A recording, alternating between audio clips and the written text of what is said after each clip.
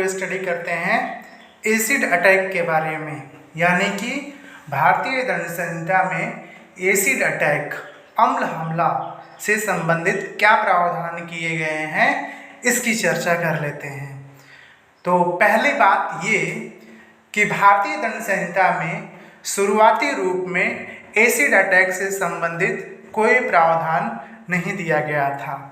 Acid attack से संबंधित special प्रावधान क्रिमिनल लॉ अमेंडमेंट एक्ट 2013 के माध्यम से जोड़ा गया था। तो आज ये सारी चीज़ें जो है हम लोग केस लॉ के साथ स्टडी करेंगे।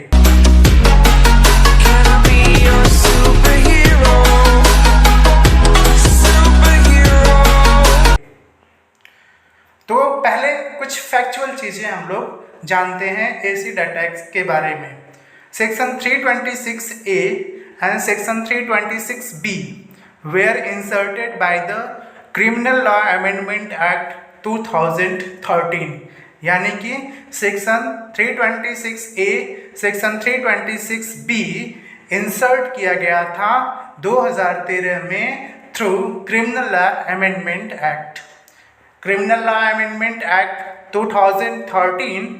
were enforced on 3rd Feb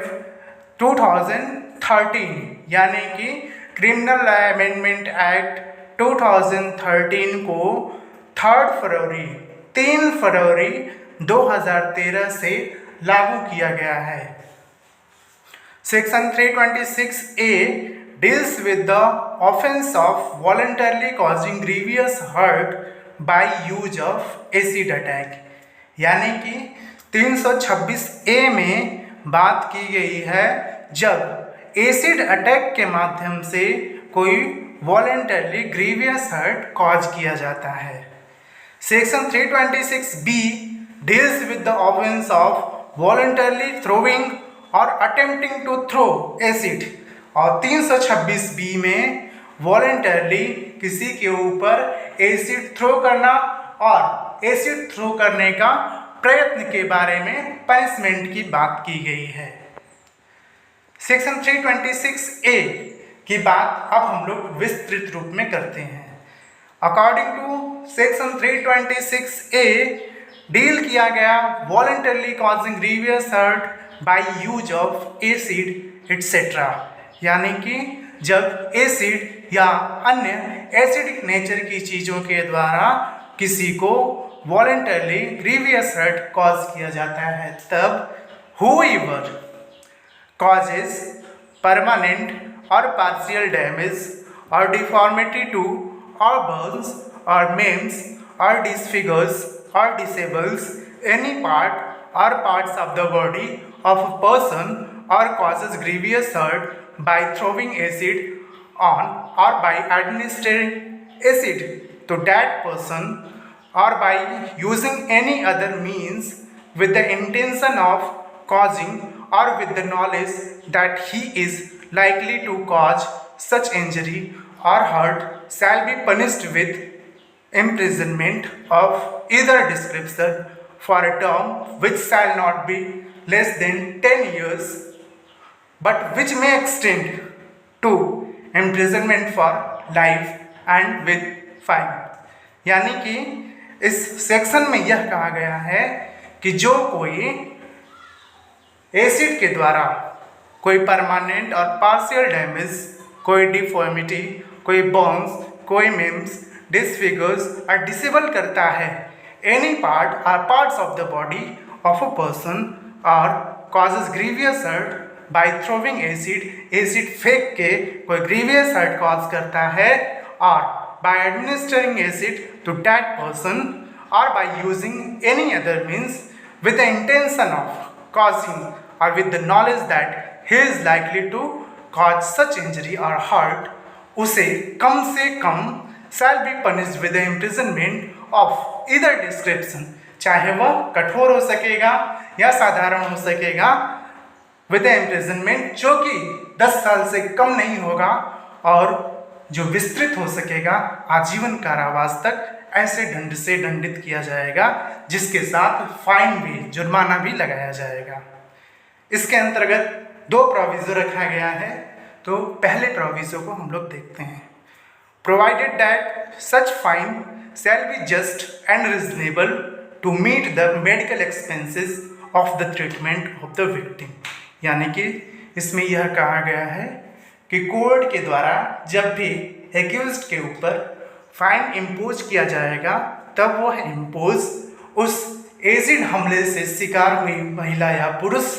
को मेडिकल कितना एक्सपेंस लगाया गया है, मेडिकली कितना खर्चा हुआ है, उस खर्चे को ध्यान में रखते हुए ही जुर्माना लगाया जाएगा। अगला proviso, provided further that any fine imposed under this section shall be paid to the victim. यानी कि इस धारा के अंतर्गत एक्यूज्ड के ऊपर जो भी फाइन इम्पोज किया जाएगा वह फाइन विक्टिम को दिया जाएगा। अब हम लोग अगले सेक्शन की बात करते हैं, सेक्शन 326B की बात करते हैं, जिसमें यह प्रावधान किया गया है कि वॉलंटरली थ्रोइंग और अटेम्प्टिंग टू थ्रो एसिड, यानी कि जो कोई वॉलंटरली एसिड थ्रो करता है और एसिड थ्रो करने का प्रयत्न करता है, उसके लिए क्या व्यवस्था की गई है देखते हैं। Whoever throws or attempts to throw acid on any person or attempts to administer acid to any person or attempts to use any other means with the intention of causing permanent or partial damage or deformity or burns or maiming or disfigurement or disability or grievous hurt to that person shall be punished with imprisonment of either description for a term which shall not be less than 5 years but which may extend up to 7 years and shall also be liable to fine। यानी कि इस धारा के अंतर्गत ऐसी चीज़ों को रखा गया है जो एक्यूज्ड के द्वारा जब किसी व्यक्ति पर एसिड फेंका जाता है या फिर एसिड फेंकने का प्रयत्न किया जाता है और उस प्रयत्न से या उस फेंकने से उसको ऐसा आशय है कि किसी व्यक्ति को वह permanent or partial damage or deformity और उसे बर्न्स यानी कि जलाएगा, मेमिंग और डिसफिगरमेंट और डिसेबिलिटी और ग्रीवियस हर्ट कॉज करेगा, शैल बी पनिश्ड। तो ऐसे व्यक्ति को कम से कम 5 वर्ष तक की सजा दी जाएगी और जो कि अधिकतम 7 वर्ष तक हो सकेगी दिया जाएगा और जिसके ऊपर फाइन भी, जुर्माना भी लगाया जाएगा। अब हम लोग एक्सप्लेनेशन की चर्चा करते हैं, यानी कि 326 से 326B से संबंधित क्या क्या स्पष्टीकरण दिए गए हैं। तो स्पष्टीकरण पे आते हैं। For the purposes of section 326 and section 326B, acid includes any substance which has acidic or corrosive character or burning nature that is capable of causing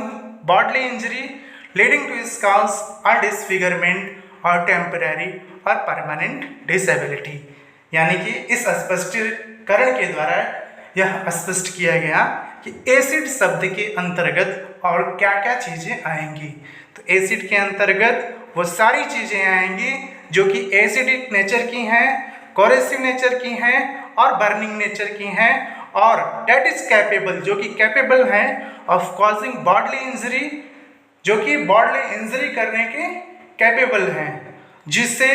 दाग धब्बे आए, डिसफिगरमेंट हो और जो टेम्पररी और परमानेंटली किसी व्यक्ति को कोई डिसेबिलिटी ला दे। तो ये सारी चीज़ें एसिड के अंतर्गत आएंगी। स्पष्टीकरण नंबर 2 की चर्चा करते हैं। For the purpose of section 326A and section 326B, permanent and partial damage or deformity shall not be required to be irreversible.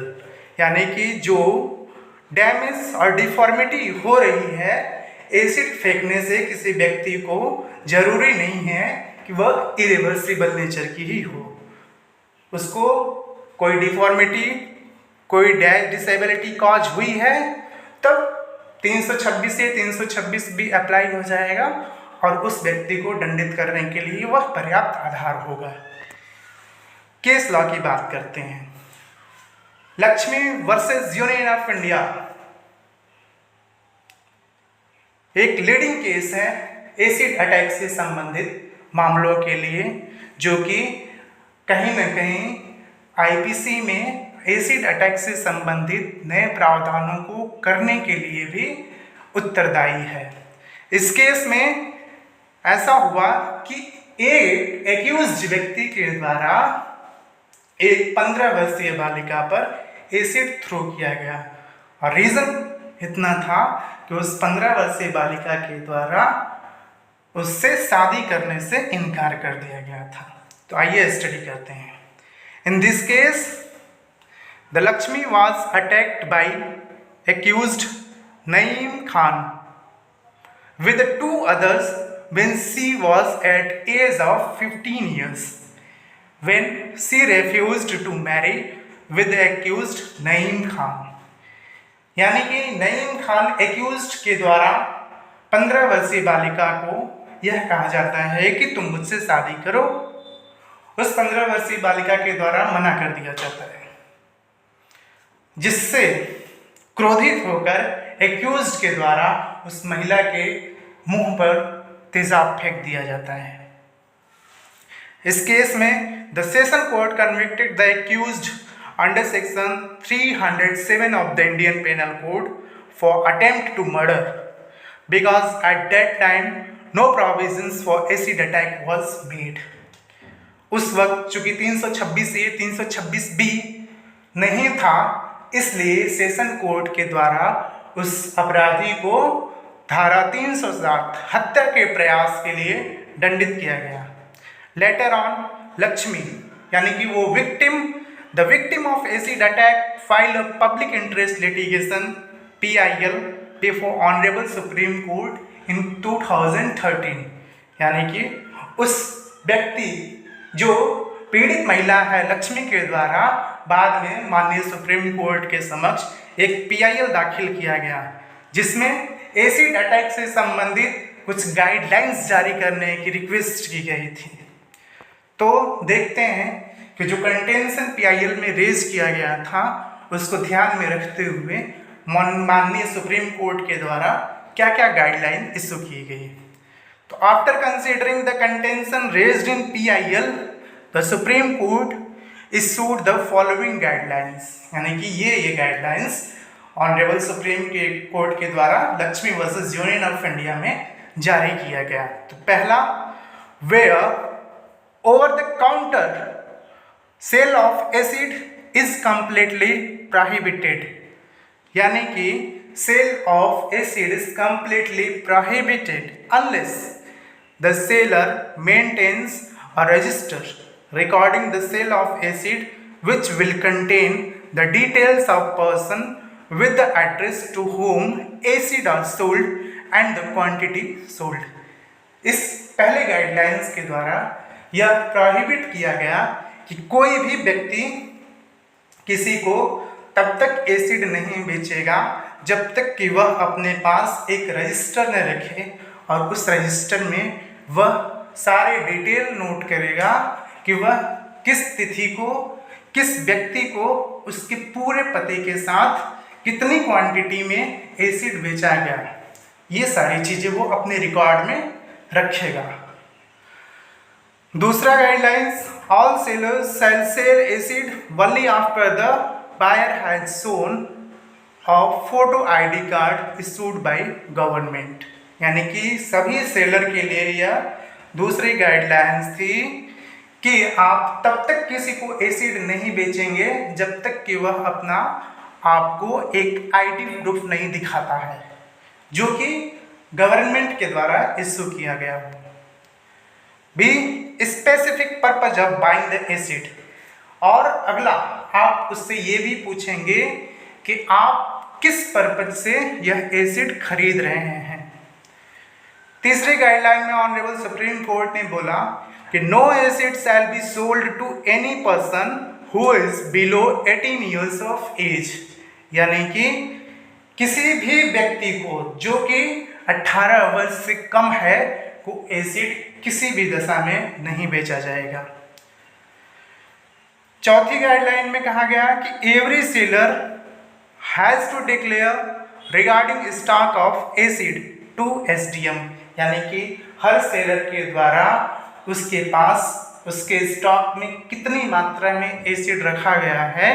इसकी सूचना एसडीएम महोदय को देगा। अगले गाइडलाइन में कहा गया कि in case of undeclared stock of acid it will be open to SDM concerned to confiscate the stock and suitably impose a fine on such seller up to 50,000 rupees. यानी कि अगली गाइडलाइन में ये कहा गया कि यदि एसडीएम को किसी सेलर के द्वारा अपने स्टॉक को डिक्लेयर नहीं किया जाता है तो एसडीएम को उस एसिड को कन्फिस्केट करने का पावर है और कन्फिस्केट करते हुए वह सेलर पे अधिकतम 50,000 रुपया तक जुर्माना भी लगा सकता है। तो ये जो है गाइडलाइंस जो इम्पॉर्टेंट थी मैंने आप लोगों को बताया। और इस तरीके से जो है आज हम लोगों ने स्टडी किया कि एसिड अटैक से संबंधित भारतीय दंड विधान में क्या व्यवस्था की गई थी। तो बहुत बहुत धन्यवाद आप सबको।